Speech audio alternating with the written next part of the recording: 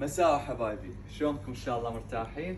طبعا الافكار الجديده هذه ثاني قطعه منها، راح نسحبها وراح نعرضها لكم، راح تشوفوها.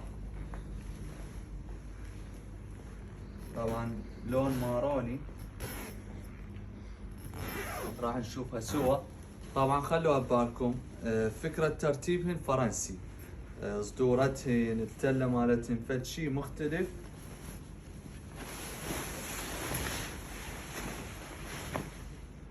طبعا البدلة تجي فخمة،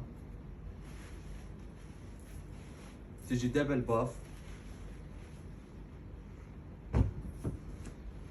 بيها الوان غير متوفرة الالوان جميعها متوفرة.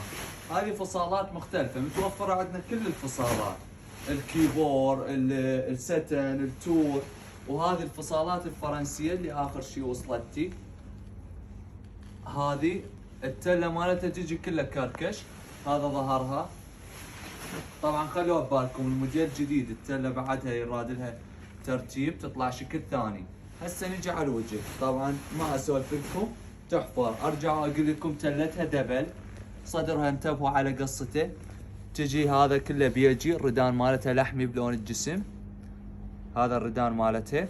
طبعا تجي الفكره بيها بالتك الايسر اللي هي هذه الفكره، تجي فوق الردان فد اضافه حلوه، شيء غريب.